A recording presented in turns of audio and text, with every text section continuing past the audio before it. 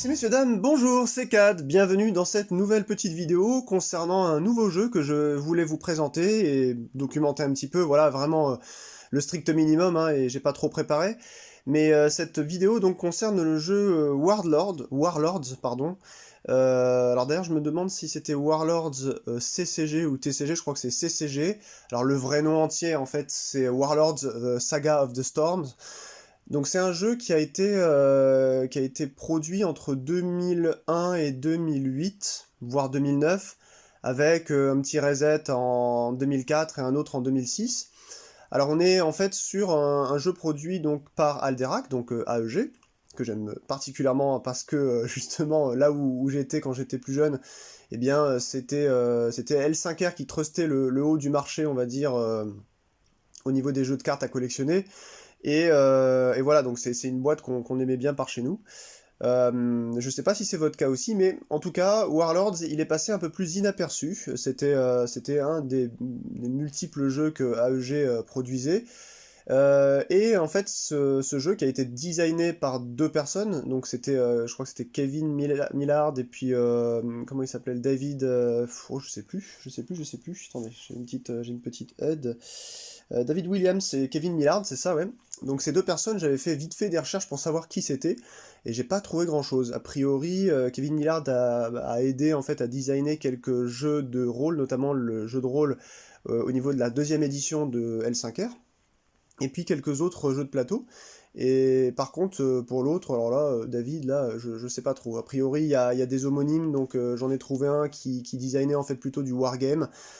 Ce serait pas impossible, parce que pour ceux qui ne connaissent pas et qui regarderaient encore cette vidéo jusque-là, ben vous devriez regarder ce qui va se passer, parce que vous allez peut-être découvrir un jeu encore un peu particulier. Voilà, ce sera vraiment pas une très grosse vidéo, et en plus de ça, je vous assure, j'ai quasiment pas de cartes. Mais c'est un jeu que j'adorais jouer, j'avais fait un petit peu de scellé à l'époque en boutique. Alors c'était vraiment des rebuts de trucs qui se vendaient pas, hein, donc automatiquement j'avais récupéré pour pas grand chose quelques boîtes de... Enfin quelques starters, on va pas dire quelques boîtes et quelques boosters, mais c'est un jeu qui est super intéressant, malgré le fait qu'il y ait en fait un paramètre que d'aucuns décriraient comme quelque chose de fantaisiste, ou encore d'un petit peu pas trop... voilà, pas à propos quoi pour un jeu de cartes, et ce paramètre c'est un dé. Alors c'est un dé de 20 en fait qui se joue, on est obligé de jouer avec un dé de 20, voilà, dans la partie. Voilà, les plus férus de jeux de rôle d'entre vous se rappelleront peut-être, voilà, que c'est en fait un petit peu un des paramètres des anciens jeux de rôle type Donjons et Dragons. Et c'est pas anodin, parce que Warlords, justement, eh bien c'est un jeu qui va s'approcher énormément d'une dimension tantôt stratégique à la wargame, tantôt un petit peu, alors dans le décorum, hein, surtout, vraiment très donjon et dragonien.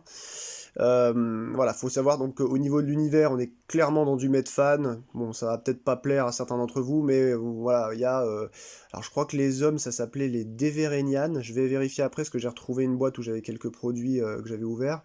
Deverenian pour les hommes, il y avait les elfes, je suis même plus sûr que si ça s'appelait les elfes aussi. Il y avait les dwarves, donc les nains, il y avait les Nothrogs, qui étaient donc des espèces de... Bah c'est des orques, les Nothrogs. Et puis, je dois en oublier encore, il y avait... je sais plus, on va regarder ensemble, sachant que j'ai très peu de produits encore, et que cette vidéo, elle est pas du tout exhaustive. Donc c'est un jeu qui se jouait à 2 joueurs, d'après ce que j'ai vu on pouvait monter à plus, mais moi je l'ai joué qu'à 2, et je pense que c'est déjà très très bien à 2. À plus je vois pas trop comment on peut attaquer, parce que vous allez voir qu'il y a un paramètre géographique. Mais oui, pourquoi pas, hein, ça peut quand même être développé aussi à plusieurs. Le temps de jeu, environ, je dirais, 30 à, 30 à 40 minutes. Ça, dans mes souvenirs, parce que j'ai pas joué depuis plus de 15 ans, dans mes souvenirs, c'était pas un jeu voilà, où on attendait. Et c'est ça qui est assez sympa, c'est que les actions étaient déterminées en fait parce que vous aviez à faire dans la main ou sur table. S'il n'y a plus rien à faire, on recommence en fait un tour. C'est-à-dire que c'est un peu comme pour Babylon 5, il n'y a pas le tour de quelqu'un puis le tour de l'autre. Là on est sur tu fais une action, on appelle ça en fait les décrets ou les ordres. Je fais une action, je fais une action, je fais une action, etc. Enfin, il y a des ordres. Dans ces ordres, il peut y avoir des décrets. Alors c'est un jeu qui n'a pas été traduit malheureusement, et à la fin, je crois, entre 2006 ou 2008, c'est Phoenix, les Allemands, qui ont récupéré en fait les droits, mais en fait le jeu, voilà, il devait renaître un petit peu en Warlords, et pas Warlords Saga of the Storm, mais ça s'est arrêté comme ça, sachant qu'en plus, ce nom-là, Warlords tout court, je crois qu'il était déjà utilisé dans les années 90 par un vieux jeu aussi issu, si je dis pas de bêtises, d'un jeu vidéo, mais qui n'avait rien à voir avec ce que je vais vous montrer là. Voilà, donc pour tous les curieux ou les nostalgiques de AEG à la grande période, là on devait être, allez, je dirais à Diamant peut-être, début Lotus au niveau de L5R, LBS, donc Legend of Burning Sand, c'était complètement mort. Donc voilà, ça c'était quand même un gros morceau, et ça a duré... Bah, peut-être qu'il y a encore aujourd'hui des leaks, je sais pas, sur certains softwares sur internet, vous savez qu'on peut jouer maintenant, voilà, j'imagine qu'il y a des gens qui jouent à Warlords. Avant, c'était quand même quelque chose d'assez joué, mais comme il n'a pas duré énormément dans le temps, ben c'est un petit peu mort dans l'œuf, encore une fois, malheureusement, pour un bon jeu, je trouve. Malgré le fait qu'il y ait un peu trop de chance, mais il y a de la manipulation de hasard dedans, donc ça va. Franchement, c'est pas encore trop dégueu. Et qu'est-ce que je voulais vous dire d'autre? Eh ben oui, 2000 cartes, un peu plus de 2000 cartes d'ailleurs, hein. J'avais vu le nombre exact, je crois que sur le wiki il y avait marqué 2000, mais il y avait marqué 2000 plus. Il y avait pas mal de promos aussi. Je me souviens qu'à l'époque j'avais récupéré une ou deux promos, c'était le Père Noël et les reines du Père Noël, quoi. Enfin les mecs ils ont complètement pété un câble. Donc voilà, voilà. Il y a eu donc après le dernier reset, quand ça a été récupéré par Phoenix, si je dis pas de bêtises, bah d'ailleurs on le voit dans les scans que vous allez pouvoir trouver sur internet, ça et là, hein, vous avez les règles, ça tient en 2 pages, mais c'est écrit en tout petit. Les playtesters, etc., c'est des Allemands, donc bon, à mon avis, ouais, ils ont essayé de récupérer ça. Bon, très honnêtement, je pense que peut-être qu'il manquait quelque chose à ce jeu-là, peut-être un petit peu de face cachée, peut-être un petit peu de renouvellement, mais en l'état actuel, avec la base de ce qui a l'air d'avoir, il y a quand même, carrément, voilà, il y a beaucoup de choses à faire. Mais moi, ce que j'ai trouvé super intéressant, c'est bah, une fois de plus la dynamique du pas de ressources. C'est-à-dire que, contrairement à plein de jeux de cartes, comme vous savez, ben voilà, à un moment donné, si vous n'avez plus de ressources, vous êtes bloqué dans votre main, ou si vous avez plein de ressources mais rien dans votre main, vous êtes bloqué. Bon bah là, tout ça, ça dégage. Et c'est ça que j'aime bien. À l'instar d'un Seigneur des Anneaux, eh ben on joue ce qu'on veut finalement, tant qu'on a à jouer. En gros, hein, voilà. Donc, bah, on va regarder tout de suite de quoi il s'agit. Et puis je vais vous montrer un petit peu dans cette vidéo-là bah, comment ça se joue, mais vous allez voir que ça va être aussi court que mon introduction là-dessus. Et puis bah, j'espère, une fois de plus, un jour réussir à faire une petite partie avec un pote. Et voilà. Allez, on va regarder ça tout de suite. Eh bien, là, en ce moment, il y a 2 decks ici, et puis, donc ça c'est un deck nain, alors je vais vous montrer en fait les couleurs des decks nains, donc c'est plutôt, on va dire, quelque chose de marron clair-beige. Et puis la couleur des Neutrogs. Les Neutrogs, ils sont plutôt verts, voilà. Donc avant de regarder plus précisément les cartes, je vais voir s'il n'y a pas plus d'infos. Hop, dans la petite boîte de produits ouverts que j'avais récupéré. Je crois que j'avais même gardé à l'époque un booster fermé de cette série-là, la Assassin's Strike. Enfin voilà. Bon alors, on en parle rapidos, les designs, franchement, c'est pas ce que j'ai vu de meilleur, c'est même relativement laid. Bah, en même temps, voilà, je vous présente le jeu, vous me connaissez, moi je ne jure que par les images de films. Donc effectivement, quand je vois des dessins, il suffit qu'il y ait un truc qui m'ennuie, et ça y est, quoi, ça me fait... Voilà. Mais bon, quand même, j'ai réussi, grâce à mon ami Chris, toujours le même, hein, qui m'a fait découvrir Babylon 5 aussi, eh bien, à me mettre à jouer. Alors voilà, c'était peut-être 1€ le booster, voilà, franchement, on fait un scellé, bim, et puis ça m'avait plu, j'avais acheté 2-3 starters. Il y a que ça, hein, vraiment, encore une fois, je suis pas friqué, moi, comme garçon, donc j'ai rien. Voilà, siège, Black Knives. Donc là, on a, par exemple, vous voyez, Deverenian Legion, donc c'est les hommes. Ouais, il ressemble plus au comte Dracula, mais bon. Et puis il y a des non-alignés aussi, donc des Verenian encore, là. Donc là, on a deux séries différentes, hein, par exemple. Donc là, vous voyez, alors celui-là, je sais pas de quoi c'était. Excusez-moi, je préférais être sûr que ça tourne. Excusez-moi.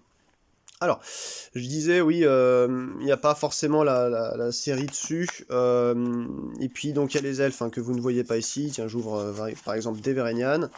Dedans, vous aviez à chaque fois, excusez-moi, je renifle un petit peu, eh bien, une règle du jeu.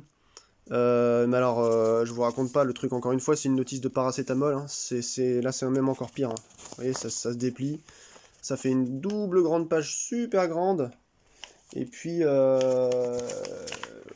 voilà, je vais pas vous montrer, c'est pas très intéressant, hein, c'est les règles du jeu, je vais vous les résumer, là, de toute façon, très succinctement. Et puis, vous aviez un deck préconstruit à chaque fois, ce qui était assez agréable, on pouvait déjà jouer de base. Donc là, on est sur des cartes d'équipement, hein, quand vous voyez un liseré bleu comme ça, vous voyez là, par exemple, 2001, ça doit faire partie des premières séries, ça, avec le terme item, donc c'était des équipements qu'on pouvait positionner donc, sur des gens. Là, c'est la couleur des Deverenian, hein, voilà, en marron, plutôt rougeâtre, pourpre, un peu bordeaux. Donc ils avaient une bonne gueule aussi. Hein. Ça, ce sont des cartes d'action, voilà, les rouges-jaunes, là, comme ça. Action, c'est marqué de toute façon sur la carte. Item, encore. Voilà. Et puis, de souvenirs, alors je sais plus s'il y avait des cartes fixées, je crois que oui, c'est un peu comme dans L5R. Donc, vous voyez, par exemple, là, c'est une rare, parce qu'il y a une petite étoile, là. Ensuite, vous savez, je vais commencer à tout péter, là. Ensuite, bon, c'est pas grave, encore une fois, c'est un manque de place crucial que j'ai ici. Là, c'est un petit losange, donc c'est Enco, évidemment, hein, et puis vous aviez aussi les communes avec un rond, et puis comme L5R, encore une fois, hein, toujours et encore, eh bien, vous aviez le rond blanc avec dedans l'étoile qui était donc fixée, je crois, hein, qu'il s'agissait de ça. Je vais essayer d'ouvrir un elfe, là, pour vous montrer un petit peu. Un elfe Black Knives. Donc, ouais, moi j'ai kiffé ce jeu, j'ai bien aimé, j'ai trouvé ça super cool. Et mais ouais, voilà, le renouvellement c'est un peu moyen. Je pense que si vous aviez déjà un gros pool de cartes, ce qui n'est pas mon cas, une fois que vous aviez tout, à mon avis, il y avait peut-être des combos ultra pétés qui n'ont pas été bien, voilà, bien corrigés. Mais je vais vous expliquer. Donc les elfes étaient plus blanc-gris, voilà, comme ça. Hein. Et puis il y avait aussi bon, finalement, ça a son charme un peu, les illustrations. Moi, je suis vraiment mauvaise langue. Hein. Bah, ouais, c'est que des fois, il n'y a pas trop de cohérence. Ah, Betts, je crois que c'est Christian Betts, celui-là, là. Ah bah voilà, vous voyez, regardez. C'est un de mes dessinateurs préférés. 2001, B-E-E-T, là, Christian Betts. Il a fait beaucoup aussi pour L5R. Il a peut-être fait même Vampire, je sais plus, mais beaucoup à L5R, et j'ai adoré. Donc voilà, hein, c'est très rapidement... Hop, je vais retourner... Qu'est-ce qu'on avait ici? Ah bah voilà. Là, ça, c'est par exemple un mercenaire. Donc on est toujours sur un caractère, mais quand vous voyez du bleu en fait comme ça, c'est que vous allez pouvoir le mettre dans n'importe quelle armée et il n'arrivera pas en fait stun. Je vais vous expliquer à quoi ça correspond. Donc c'est voilà, ce sont des mercenaires. Voilà un neutrog encore. Ouais, donc c'est possible qu'il y avait l'équivalent voilà d'un petit booster en plus à l'arrière, enfin dans un starter. Je vous dis peut-être des bêtises. Aujourd'hui, ça devient complexe quoi, de trouver des infos sur un jeu qui est mort maintenant depuis 14 ans. Ouais, ça devient lourd quoi. 12, 13, 14 ans. C'est... Ouais, bah, en fait, comme ça a été moins joué que des jeux de Decipher comme Star Wars ou LOTR, etc., bah ça reste quand même un jeu un petit peu, vous voyez, là, 2002, un jeu un petit peu de sous-main, je dirais, malheureusement. Voilà quoi. Use with permission from Wizard of the Coast. Ah, donc c'était carrément un truc fait chez AEG, mais sous licence quand même. Oui, parce que de toute façon il y a eu le rachat, je crois de me souvenir après. Donc bon, voilà, on était sur une période charnière un petit peu hein, pour les jeux de cartes. Il y a eu ensuite un grand vide à partir de ça, hein, c'est-à-dire sur la fin de ces années-là. Je vais essayer d'ouvrir un petit booster. Là par exemple on a, excusez-moi, toujours la senteur, on a encore un mercenaire. Voilà, puis je vais vous expliquer ensuite comment on fait fonctionner tout ça. Vous allez voir, hein, c'est vraiment très simple. Elle est cool celle-là. Petit caractère dwarf, gargouille dwarf. Voilà, donc, j'espère pas me tromper. Je vous avoue que j'avais regardé vite fait de nouveau un scan, parce que là ça m'explose les yeux maintenant, là, les petits livrets comme ça. Donc j'avais regardé vite fait, je me suis remis les règles en tête, et c'est vrai, il n'y avait rien de très difficile. La seule complexité, le seul truc un peu difficile, c'est si on joue pas assez, eh bien tous les traits particuliers en caractères gras qui sont dans une carte, eh ben, voilà, parfois on n'arrive pas vraiment à se rappeler, voilà de quoi il s'agit. Alors, comment on fait? Eh bien, je vais prendre par exemple les nains. Donc là, j'avais mis même 2 Warlords différents. Moi, je vais prendre, je sais pas, bon, attendez, de toute façon, on s'en fiche, hein. Je vais prendre celui-là, voilà, King Xod. Donc, je vais vous montrer comment on installe et comment on joue. Et après, d'ici une dizaine de minutes, je pense 10-15 minutes, vous saurez jouer à Warlords. En fait, déjà, on doit avoir une pile de 50 cartes au minimum chacun. Donc 2 joueurs, 50 cartes au minimum chacun. Ensuite, il faut, dans ces 50 cartes, au minimum, avoir un chef de guerre, donc un warlord, c'est indiqué ici, et avec une race. Alors, en fait, la race que vous choisissez, toute votre armée de base va devoir faire partie de cette race-là. Vous ne pouvez pas, par exemple, prendre des mercenaires, ou quelqu'un d'une autre race. Quelqu'un d'une autre race, vous pourriez ensuite l'emmener en jeu, mais pas dès le début. Au début, en fait, on a un setup particulier qui consiste à mettre en place son warlord, tout en bas, ici. Et au-dessus, je pense que j'aurais pas assez de place, parce que c'est un jeu qui est un peu géographique. Et au-dessus, en fait, on va mettre, c'est un jeu qui fonctionne par rang. Eh bien, on va mettre, attendez, hop, je vais essayer de monter un peu comme ça. Tac, voilà.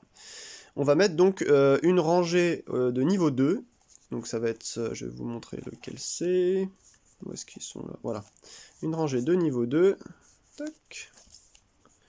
Alors les niveaux 2, où est-ce qu'on les voit? Ici, c'est indiqué dans leur petit gantelet. Le gantelet, ça veut dire que ce sont des fighters, donc des combattants. Donc on va mettre par exemple ces deux-là de niveau 2 ici. Et ensuite on a le niveau 1, c'est-à-dire que le Warlord, lui, il arrive, même s'il y a marqué 5, il a un niveau de 5, parce qu'en fait son niveau, ça fait partie de son rang, mais en même temps ça vous indique, ça vous donne une indication de qu'est-ce qu'il peut équiper. Eh bien on va le mettre au niveau 3 au début, donc 3, ensuite 2, et ensuite 1, vous êtes obligé de mettre donc 3 bonhommes. Je sais pas pourquoi j'ai ça, hop. 3 bonhommes, bah non c'est le contraire. Hop, voilà. 3 bonhommes de niveau 1, voilà. Donc là, en fait, je crois que j'avais normalement en plus un combo avec un hammer. Attendez. Je vais juste regarder. Je crois que j'avais un hammer. Je me demande si c'est pas le dernier que j'ai posé là-haut. Non, Pitfall. Voilà. Hammer. Lui, c'est un niveau 1. Lui, je vais le laisser. Et eux, je vais les mettre... attendez. Pitfall, Claw. Je vais y arriver. Voilà. Alors. Donc... eux, ils disent rien. Voilà, ils disent rien, et je vais vous expliquer ensuite comment on lit une carte aussi. Par contre, eux, dans la ligne numéro 1, eh ben, je vais mettre un hammer au milieu des 2 axes. Pourquoi? Parce que regardez, à gauche, là, axe, il dit qu'il a plus 2 en attaque quand il est adjacent à un hammer. Hammer, c'est lui. Et hammer, lui, il dit il a plus 2 en défense quand il est adjacent à une ou plus de copies de axe. Ils sont là, les axes. Donc voilà, je les entoure, comme ça, ils se boostent entre eux, quoi. Donc on les met comme ça en début de partie. Tac, voilà. Alors, ça c'est le setup, et donc en face, eh bien, vous aurez, je vais monter un petit peu, vous allez voir, hop. Vous aurez exactement la même chose avec votre adversaire, l'ennemi, quoi. Il aura un Warlord, donc tout en bas, on le verra pas, hein, je vais le mettre, il est tout en bas là-bas, vous voyez. Et ensuite, devant, il aura donc ses 2 niveaux 2, plaf, et c'est 3 niveaux 1, je regarde pas trop, on s'en fiche. Où est-ce que j'ai mis ça, moi? Attendez. Voilà, tac. Donc il aura ses niveaux 1 en face des miens. Hop. Voilà, faut jouer sur une grande table, hein. Voilà comment ça se fait. Le setup initial, il est comme ça. Voilà. Vous avez donc le Warlord au fond, ses 2 niveaux 2, ses 3 niveaux 1, et devant ma ligne de front, j'ai donc mes 3 niveaux 1, mes 2 niveaux 2, et mon Warlord ici. Alors, donc ici vous pouvez avoir plusieurs sigles en plus du nombre à l'intérieur. Vous pouvez avoir une main, le glove comme ça veut dire le gant, ça veut dire c'est un rogue. Sinon vous avez le clair avec des petites étoiles, vous avez le parchemin, c'est un mage. puis vous avez le fighter, c'est ça.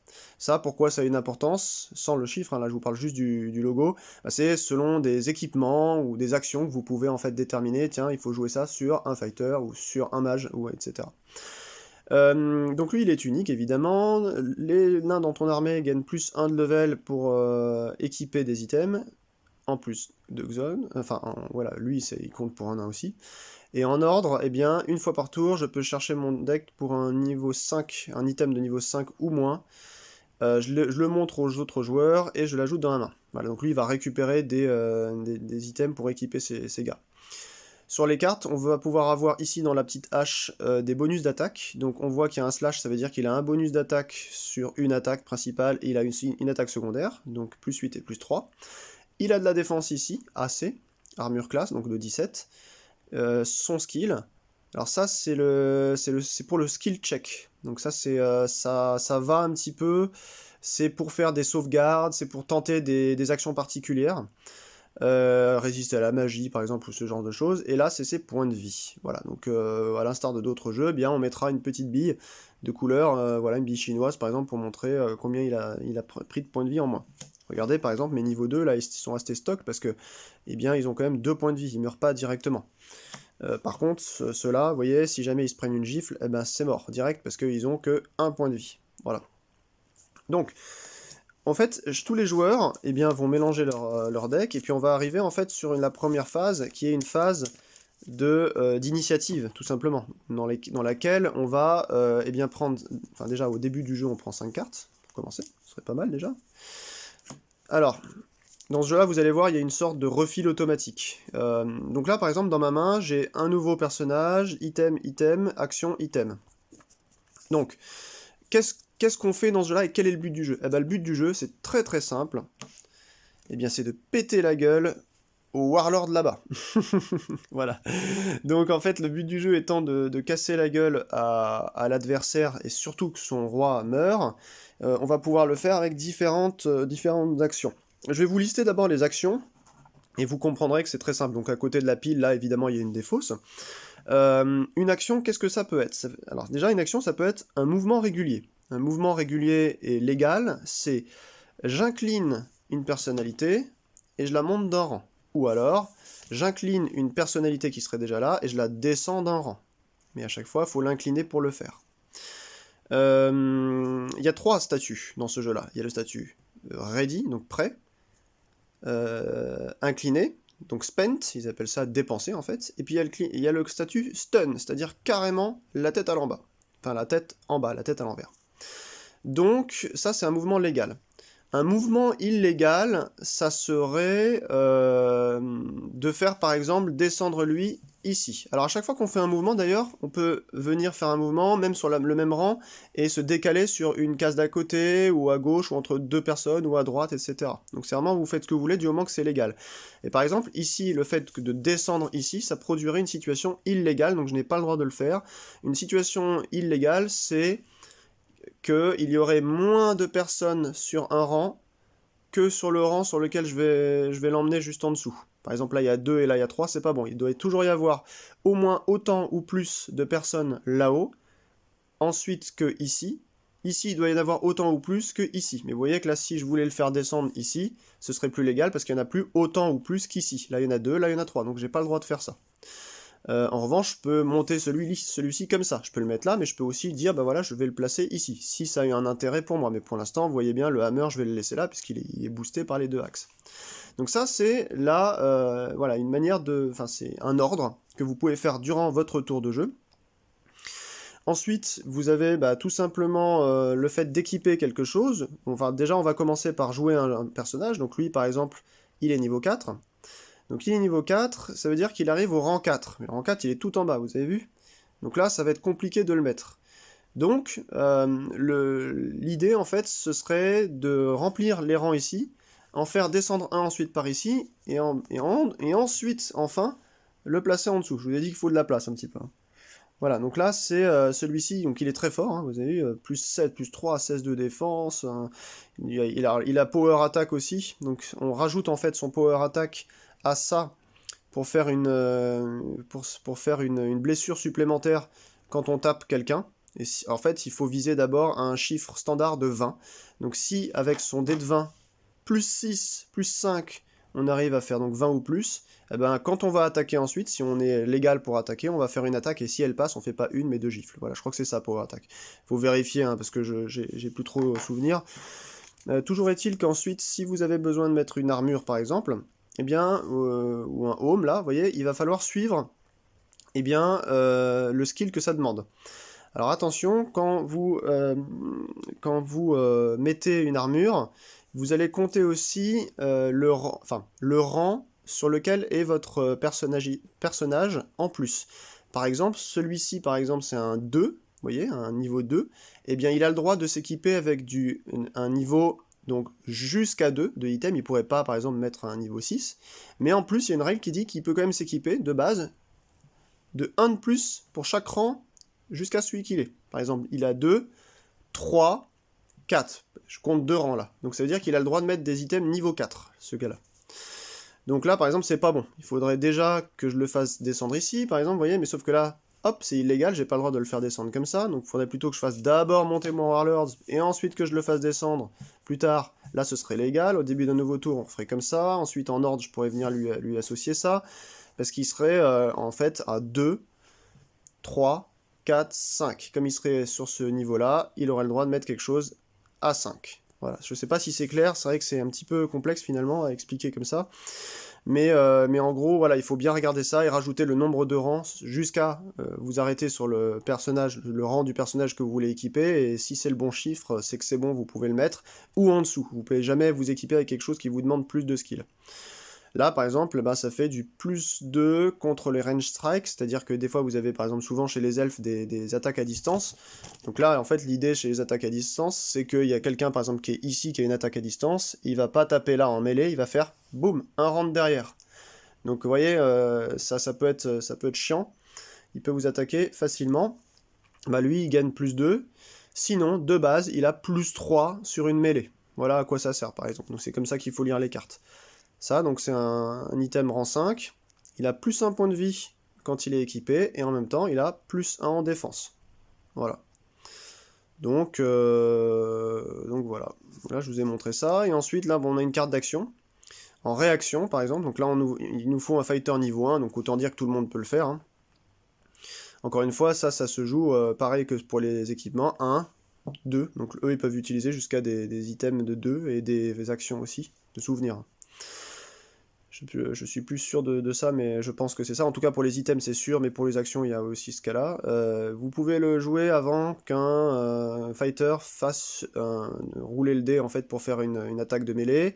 Il gagne plus 3 pour cette attaque. Et si, en fait, il a une arme avec lui pour cette attaque...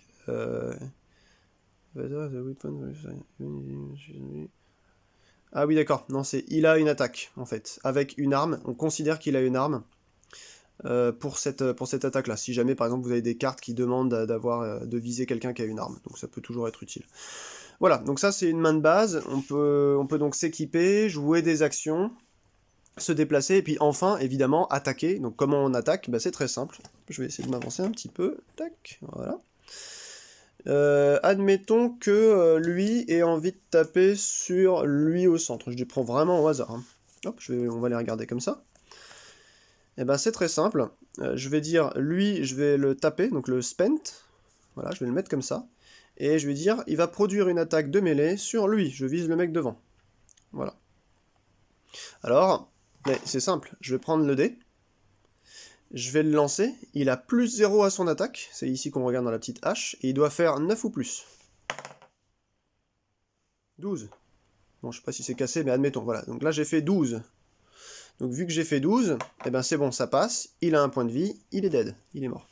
Donc là, en fait, lui, il est spent, mais l'autre, là-bas au fond, tac, mon adversaire, lui, il est là, donc il va passer dans sa zone de défausse.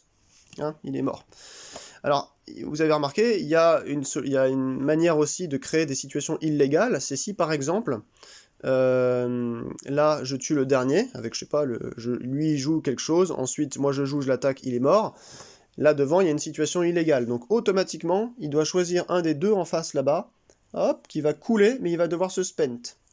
Si jamais les deux déjà étaient spent comme ça, eh ben, il va devoir quand même faire couler quelqu'un en face sur son rang 1, mais du coup, il va devenir stun. Voilà. Vous allez vous dire, mais cette histoire de spent et de stun, ça sert à quoi? Eh ben, je vais vous expliquer. Hop, je vais déjà ranger un peu les neutrogs là-haut. On va les remettre comme ils étaient. Alors, les spent et les stun. Voilà. Donc les spent, on a dit, ça se tourne comme ça. Les stun, pour une raison ou une autre, bah, il vient comme ça. Mais ensuite, là, en gros, il est carrément immobilisé. Stun, c'est immobilisé. Il peut plus rien faire, quoi. Même forcé. Donc, qu'est-ce qui se passe? Eh bien, une fois qu'on aura effectué toutes nos actions, parce que là, je vous ai montré une carte de réaction. C'est une carte action, mais ça se joue en réaction. Et ben, je vais regarder s'il y en a d'autres, là. Voilà, il y a une action ici, quoi. Lui, ça, en fait, c'est si vous avez tué quelqu'un, et ben vous jouez ça, bon, sur quelqu'un qui a 3 ou moins, hein, et il va faire une deuxième attaque avec la même force que la première sur quelqu'un d'autre, donc ça peut être très fort. Bon, une fois que tout le monde a joué ses ordres, voilà, a fait ses décrets, voilà, j'ai fait un décret, boum, je l'ai monté ici, eh bien, on n'a plus rien à faire. Tout va se terminer. Voilà, on va mettre par exemple ça comme ça. Lui, il a été stun pour une raison qu'on a inconnue, on s'en fiche. Et admettons que j'ai joué 3 cartes de ma main. Si je passe mon tour d'ordre, un peu comme dans Babylon 5, et que mon adversaire passe aussi son tour d'ordre, ben là, dans ce cas-là, on va sur la résolution, le fin de tour. Qu'est-ce qu'on peut faire? Eh bien, si on a plus de 5 cartes en main, on doit s'en défausser pour en avoir 5. Mais aussi, si vous en avez plus ou moins de 5, vous pouvez toutefois vous défausser autant de cartes que vous voulez. Par exemple, je me dis, bah lui, je ne vais jamais le jouer. Ça coûte 3 fois trop cher, je vais garder juste ça. Et ensuite, vous avez un refil automatique de 5. Voilà. Donc, c'est vachement bien, parce que au moins votre deck il tourne, vous faites cycler facilement. Vous avez des cartes qui font cycler, et en même temps, il vous faut impérativement aussi dans votre deck des bonhommes de 1, de 2, voire de 3. Parce que vous avez bien compris que sinon, vos bonhommes à 4 ou à 5, s'ils sont aussi forts que World of Warlord, ils sont très très bien à jouer. Et le problème, c'est que vous les sortez jamais, parce qu'ils sont tellement lointains qu'ils peuvent pas être positionnés. Enfin, si, là, ils pourraient éventuellement dans cet exemple-là, parce que le niveau 4, je peux le venir ici. Mais après, il mettrait longtemps à venir, quoi, de toute façon. Et en plus, c'est dangereux parce que, eh bien, si quelqu'un vous bute rapidement ça et que votre roi, il est obligé de venir ici, niveau 3, il n'y aura plus personne. Donc il faut aussi trouver, voilà, il faut vraiment diversifier son paquet pour qu'il n'y ait pas que des bonhommes assez forts. C'est intéressant quand même là-dessus. Hein. Enfin, vous me direz, c'est un peu comme dans n'importe quel autre jeu, mais je trouve que c'est simple et efficace en fait. Voilà. Donc à la fin du tour, comme d'ailleurs on passe sur un nouveau tour. J'ai oublié de vous dire que sur la première manche, comme pour chaque début de nouveau tour, eh bien, on va chacun lancer un dé, et ensuite, selon le résultat, eh bien, on va avoir la possibilité eh bien, de commencer la partie ou pas, enfin commencer le nouveau tour. Par exemple, si je fais 3 et il a fait 17, c'est lui qui commence. Attention, dans ce jeu-là, que ce soit même aussi pour le jet d'initiative qu'on voit en début de tour, si vous faites le chiffre de 20, c'est toujours une réussite, vous la volez à l'adversaire, automatiquement. Si vous faites un 1, c'est toujours un échec. Voilà. Et donc si par exemple les deux réussissent ou les deux échecs, je crois qu'il faut juste recommencer jusqu'à ce que ce soit départagé, c'est aussi simple que ça. Et ensuite, vous avez des cartes qui vous permettent, quand elles sont installées, ou même certains warlords, je crois, eh bien d'ajouter voilà, du plus 1, du plus 2, du plus 3, par exemple, pour le rôle d'initiative. Voilà. Donc là, dans un exemple comme ça, ensuite, quand on a tiré ces cartes, quand on a déterminé donc ensuite l'initiative, on va pouvoir eh bien redresser, ready en fait, on va redresser toutes les personnes de telle sorte que on les tourne d'un quart enfin ouais, c'est ça, d'un quart sur la droite. Donc là, regardez, hop, celui-là devient ready, donc il est prêt. Celui-ci aussi. Mais alors celui-là qui était stunned, lui, il va juste devenir spent. Voilà, il va pas pouvoir se ready. Donc ça, c'est assez intéressant aussi. Ça, vous pouvez quand même essayer de bloquer l'adversaire en essayant de le forcer en fait à faire des actions, le faire couler devant en fait, pour qu'il se force en fait à venir et à se taper. Donc il y a vraiment quelque chose d'assez intéressant à développer, je pense, dans ce jeu-là. Voilà. Et voilà, et donc de fil en aiguille, le Warlord il va être amené donc à avancer, peut-être même qu'il va venir jusque là en attaque, parce qu'il est quand même très très costaud, hein, vous avez vu. Plus 8, plus 3, donc ça fait quand même donc eh bien, 2 attaques à beaucoup. Et puis là, en face... Hop, excusez-moi. Bon, c'est un petit peu à m'énerver ce truc-là, là, ça fait du bip, je sais même pas pourquoi. Donc là, ouais, ce que je disais, c'est qu'en face, il y a voilà, un Notrog, voilà, une fois par tour, vous pouvez le bouger, un Notrog de ton armée devant ou derrière, voilà, c'est-à-dire sans le spent, donc lui il a ce pouvoir-là. Il a 2 grosses attaques aussi, un petit peu moins de défense que le nain, mais il est quand même vachement costaud. Voilà, il a aussi des résistances arcaniques ici, là, enfin, les skills, ils appellent ça le skill check. Voilà, bah voilà, je vous parlais des fixés. Il y a des warlords rares, je crois, de souvenirs. J'en suis pas sûr hein, de ce que je vous dis là, mais en tout cas, les warlords, quand vous achetez un paquet, par défaut, ils sont fixés dedans. Je sais pas si je reprends par exemple un elfe là comme ça. Je vais vous montrer un peu la différence. Tac. Ouais, bah ça c'est un warlord elfe par exemple. Donc lui, ses attaques sont moins fortes, hein, et puis il a un petit peu moins de résistance. Lui, c'est un clerc elfe. Voilà, il peut commencer le jeu avec des clercs d'une autre faction. Voilà, et les clercs, ils joignent son armée sans la pénalité de loyalty, là.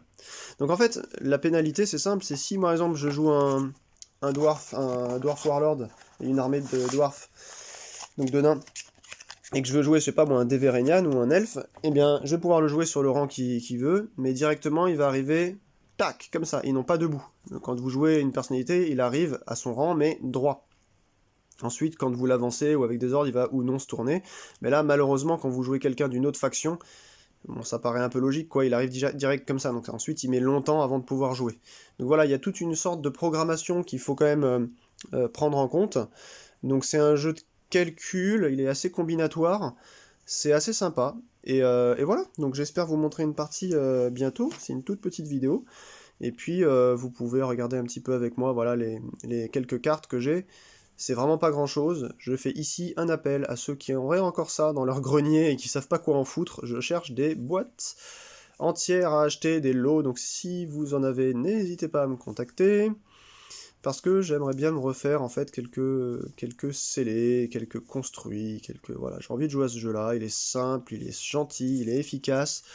Et puis voilà, moi, comme vous le savez, hein, j'aime les jeux qui ont, voilà, dit bye bye à tout ce qui était, je dirais, ressources.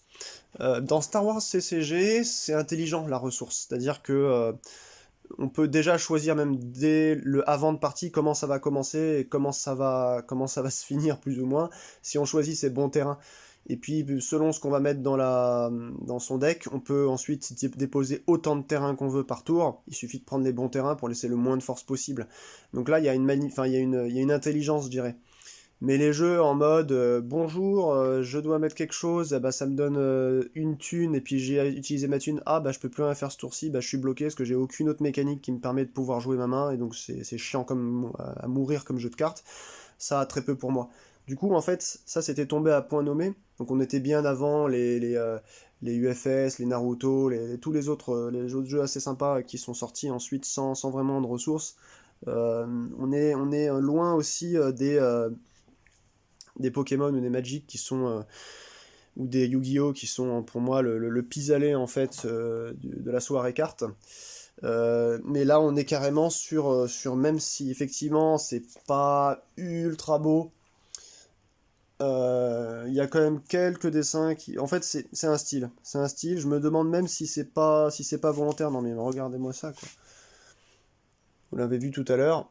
Je me demande si c'est pas volontaire pour faire un petit peu, vous savez, old school, Donjons et Dragons, HeroQuest, etc. Et en fait, dans ce cas de figure, eh ben, vous prenez le jeu de manière complètement différente. Voilà, vous attendez pas à avoir un truc super joli comme sur Flesh and Blood ou je ne sais quel autre jeu. Mais voilà. Donc, une fois que